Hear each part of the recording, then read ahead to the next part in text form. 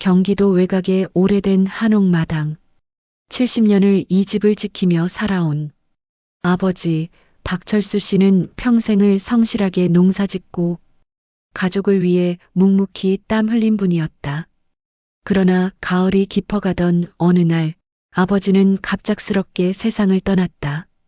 평생 병원 한 번 가본 적 없는 강건한 분이었기에 가족들은 더욱 충격에 빠졌다. 장례식장에는 마을 사람들과 친척들이 가득 모였다. 그 양반 참 성실했지. 남한테 패 끼친 적 없고 자식들 다 대학 보내느라 고생 많았어. 사람들은 눈시울을 붉히며 고인을 추모했다. 장남 박인호는 상주로서 정신없이 분주했다. 그는 언제나 아버지의 자랑이자 집안의 기대였다. 사업가로 성공해 가족에게 도움을 주기도 했던 인호는 장례식 내내 무거운 책임감을 안고 있었다. 둘째 딸 정희는 묵묵히 손님들을 맞이하며 눈물을 흘렸다. 늘 아버지 곁에서 꾸준히 일을 도맡던 그녀에게 아버지의 죽음은 삶의 기둥을 잃은 듯한 상실이었다. 막내 아들 민수는 서울에서 내려와 눈시울만 붉혔다. 아직 철없는 기운이 남아있던 그는 장례식의 무게를 온전히 감당하기 벅차 보였다. 장례의 마지막 날 아버지를 모신 봉분 앞에 서서 자식들은 울음을 참지 못했다. 그러나 그들은 알지 못했다. 며칠 뒤 변호사 사무실에서 공개될 유언장 한 장이 이들의 운명을 송두리째 흔들어 놓을 것이라는 사실을. 장례를 마치고 일주일 뒤 가족들은 변호사 사무실에 모였다. 흰 봉투에 담긴 유언장은 아버지가 생전에 직접 작성하고 공증까지 마친 것이었다. 모두가 생각했다. 당연히 장남인 인호에게 대부분의 재산이 가겠지. 아버지가 전통을 중시하던 분이었기에 누구도 의심하지 않았다. 변호사가 조심스럽게 봉투를 열고 읽기 시작했다. 본인은 일평생 모은 재산을 다음과 같이 분배한다. 첫 문장이 나오자마자 모두의 눈빛이 달라졌다. 장남 인호가 아닌 둘째 딸 정희에게 가장 많은 몫이 돌아간다는 내용이 적혀 있었던 것이다. 정희는 농사지은 땅과 집, 그리고 일정 금액의 현금을 상속받게 되었다. 장남 인호에게는 사업을 이어갈 자금을 약간 남겼을 뿐 기대와는 크게 달랐다. 막내 민수는 소액만을 받았다.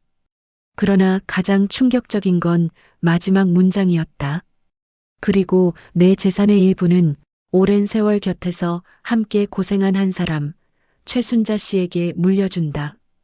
순간 방 안의 공기가 얼어붙었다. 최순자? 그게 누구야?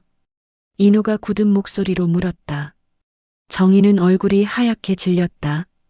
순자는 바로 평생 아버지와 함께 농사일을 도와온 먼 친척뻘 되는 아주머니였다.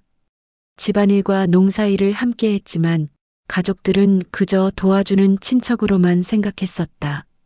아버지가 왜, 우리도 힘들게 살았는데 왜 그분에게까지? 형제들의 의문과 불만은 순식간에 분노로 번졌다. 그러나 변호사는 덧붙였다. 고인은 생전에 분명히 말씀하셨습니다. 내 자식들은 다 각자의 길을 갔지만 정희와 순자는 내 곁을 떠나지 않고 끝까지 함께 해줬다. 그 고마움을 잊을 수 없다고요. 순간 인호의 눈빛이 차갑게 변했다. 민수는 당황해 고개를 저었고 정희는 눈물을 흘렸다. 그리고 형제들 사이에 전쟁의 불씨가 타오르기 시작했다. 유언장이 공개된 그날 저녁, 인호는 참지 못했다. 말도 안 돼. 내가 아버지를 위해 어떻게 살아왔는데 정희 너한테 집과 땅을 다 준다고? 목소리에는 억눌러왔던 분노와 서운함이 뒤섞여 있었다. 정희는 떨리는 목소리로 대답했다. 오빠, 나도 받고 싶어서 받은 게 아니야. 아버지가 원하신 거잖아. 나도 놀랐어. 하지만 인호는 고개를 저었다. 아버지 뜻이라고? 아버지가 왜 그렇게 하셨을까? 내가 이 집안 짊어지고 산 게 얼만데. 민수는 그 틈에서 작게 끼어들었다. 형, 누나 말이 맞아. 아버지 뜻이었잖아. 그냥 받아들이자. 그러자 인호는 민수에게 눈을 부라렸다. 넌 가만히 있어. 넌 한 게 있긴 하냐? 이 집에 기여한 게 뭐가 있다고 나서. 그날 밤 가족은 돌이킬 수 없는 균열을 맞이했다. 누구도 상상하지 못했던 돈과 유산 앞에 민낯이 드러나기 시작한 것이다. 며칠 후 세 남매는 어머니가 생전에 남긴 오래된 일기장을 발견했다. 먼지가 쌓인 서랍 속에서 나온 작은 노트에는 그동안 누구도 몰랐던 아버지와 어머니의 속마음이 고스란히 담겨 있었다. 정희가 떨리는 손으로 읽어내려갔다. 인호는 첫째라 늘 기대가 크다. 하지만 나는 그 기대가 때로는 짐이 되지 않을까 걱정된다. 인호가 혼자 버거워하는 것을 본 적이 많다. 정희는 참 고맙다. 굳은 일도 불평 없이 하고 나와 아버지를 가장 많이 도왔다. 민수는 아직 어리지만 그 순수한 마음만은 지켜주고 싶다. 세 사람은 숨을 죽였다. 일기장에는 부모가 자식들을 바라본 진짜 마음, 그리고 드러나지 않았던 가정사의 그림자가 담겨 있었다. 특히 충격적인 구절이 있었다. 나는 순자 언니에게 빚을 지고 산다. 내가 아플 때, 내가 힘들 때, 남편 곁에서 농사일을 도와주고 아이들을 챙겨준 건 언니였다. 언니가 아니었다면 우리 가족은 버틸 수 없었을 것이다. 언젠가 그 은혜를 꼭 갚아야 한다. 정희는 눈물을 흘리며 노트를 덮었다. 그래서 아버지가 순자 아주머니에게 재산을 남긴 거였어. 그러나 인호는 여전히 받아들일 수 없었다. 그렇다 해도 자식보다 남을 챙긴다는 게 말이 돼? 부모가 내 진심을 그렇게 몰라줬단 말이야? 그의 분노는 점점 커져만 갔다. 민수는 조심스럽게 입을 열었다. 형 사실 나 어릴 때 기억나. 순자 아주머니가 나 학교 보내려고 학용품 사주고 겨울에 장작 패주던 거. 나 그게 그냥 친척이 도와주는 줄만 알았어. 근데 아버지, 어머니한테는 더 큰 의미였던 것 같아. 인호는 잠시 말이 막혔지만 이내 고개를 세차게 저었다. 아무리 그래도 결국은 내 몫이 줄어든 거잖아. 나는 인정 못해. 이날 이후 형제들은 변호사를 찾아가 유언장 무효 소송까지 고민하기 시작했다. 정희는 울며 말렸다. 오빠, 제발 그만해. 아버지가 남기신 뜻을 왜곡하지 마. 아버지는 우리 싸우라고 이런 걸 남기신 게 아니야. 그러나 인호는 이미 냉정해져 있었다. 아버지가 원하셨다? 웃기지 마. 결국은 다 너한테 유리한 얘기잖아. 그 말에 정희는 더 이상 아무 말도 할 수 없었다. 그 순간 그들은 진짜 가족이 아닌 적이 되어 있었다.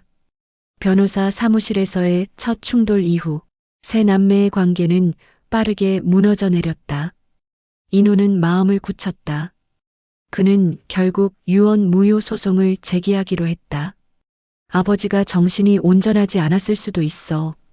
아니면 순자 아주머니가 교묘하게 영향을 끼쳤겠지. 인호는 그렇게 자기 합리화를 하며 법적 대응을 준비했다. 정희는 그 소식을 듣자마자 밤새 울었다.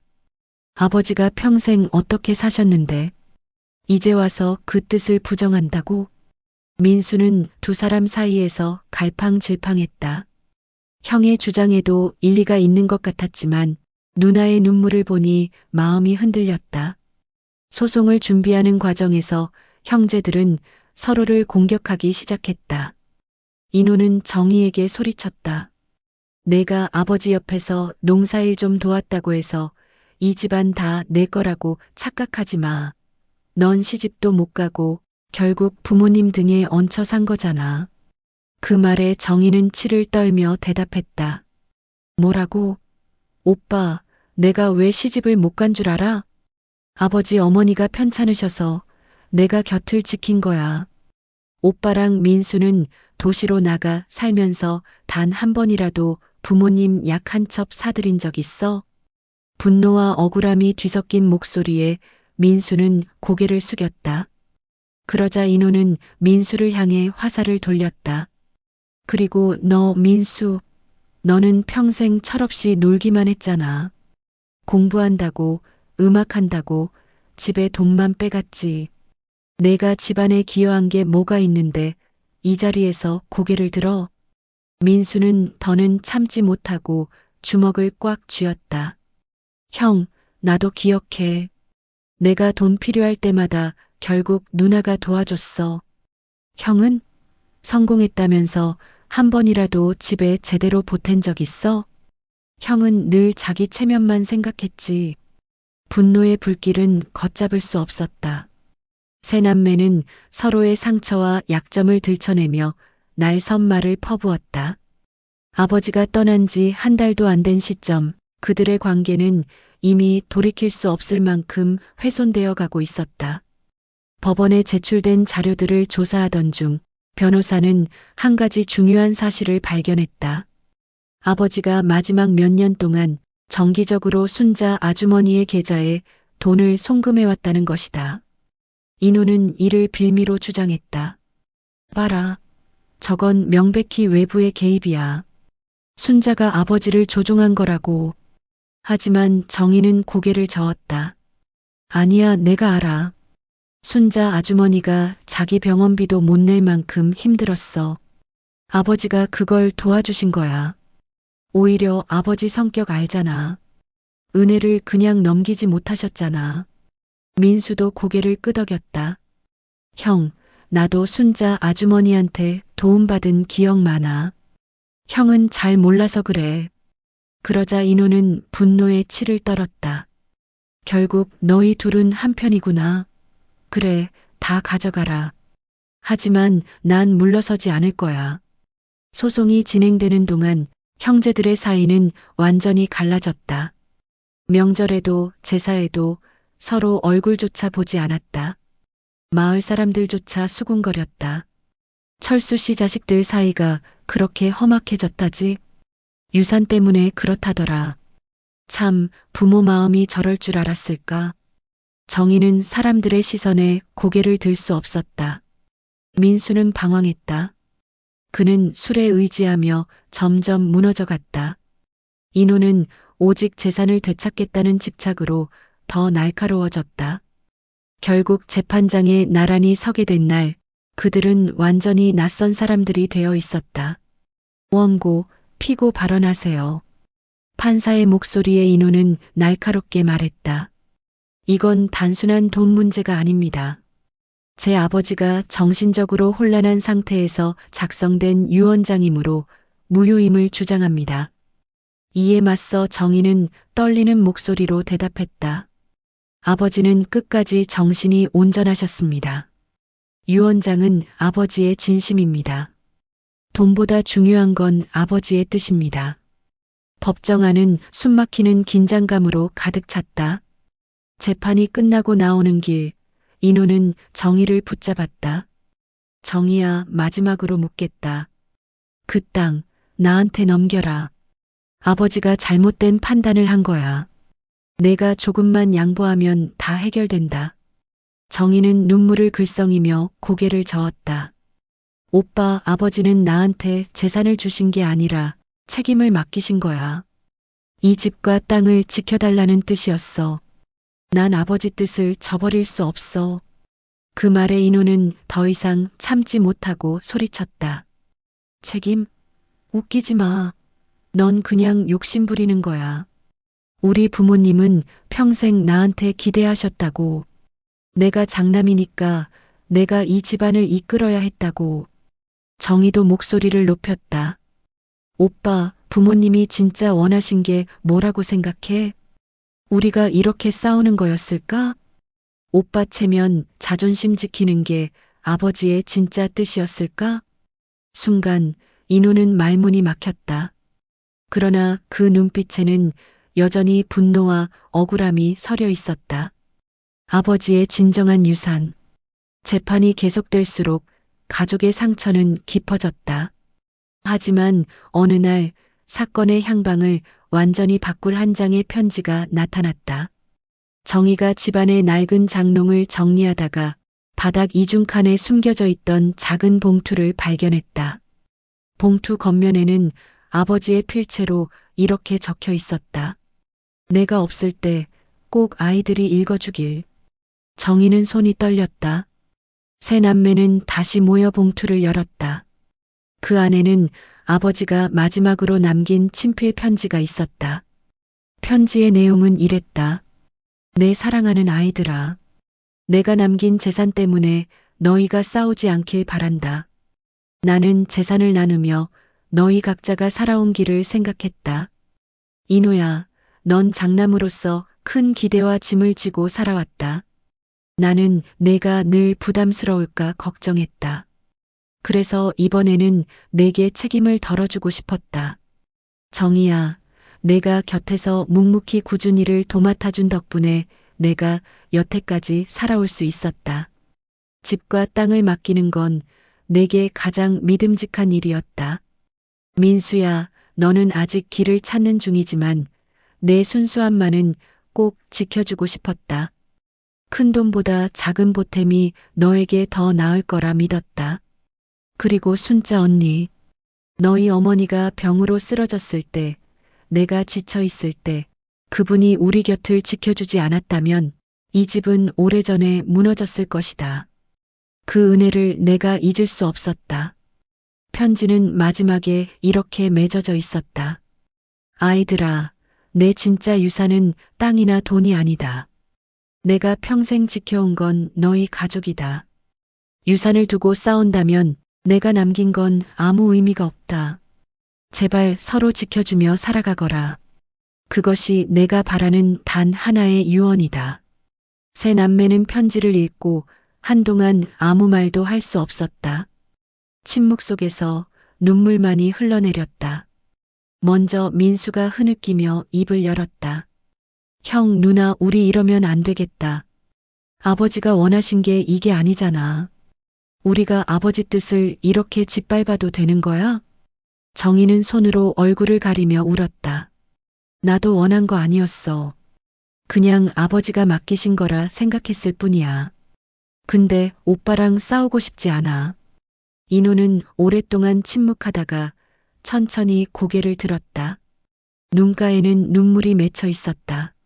나는 장남으로서 평생 짐만 지고 산 줄 알았다. 부모님이 날 몰라줬다고 생각했는데 그게 아니었구나. 아버지는 오히려 날 풀어주고 싶으셨던 거였네. 그는 두 손으로 얼굴을 감싸며 흐느꼈다. 내가 너무 어리석었다.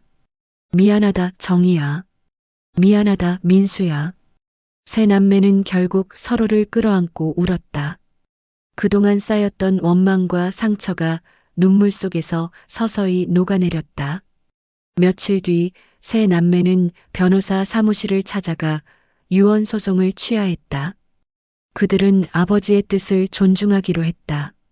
인호는 내가 가진 걸로 충분하다며 욕심을 내려놓았다. 정희는 아버지 뜻대로 집과 땅을 지키겠다며 책임을 받아들였다.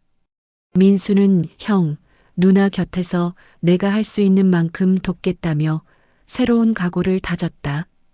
그리고 그들은 순자 아주머니를 찾아가 함께 아버지 산소에 인사를 드렸다. 순자 아주머니는 눈물을 흘리며 말했다. 너희 아버지는 참 고마운 분이셨다. 나한테도 너희한테도. 제발 싸우지 말고 서로 의지하며 살아가거라. 그게 진짜 유산이란다. 세 남매는 그날 산소 앞에서 다시 한번 굳게 약속했다. 아버지, 이제 다 알겠어요. 돈이 아니라 우리 가족이 아버지의 진짜 유산이라는 걸요. 서로 지키며 살아가겠습니다. 가을 햇살이 따뜻하게 내려앉은 마당. 예전처럼 장독대 옆에서 세 남매가 함께 밥을 먹는다. 비록 상처와 갈등의 시간이 있었지만 그 끝에는 다시 가족의 웃음이 있었다. 그리고 화면에는 아버지의 편지 마지막 구절이 자막처럼 떠오른다. 내가 남긴 건 돈이 아니라 너이다. 제발 서로를 지켜다오. 그것이 나의 진정한 유산이다.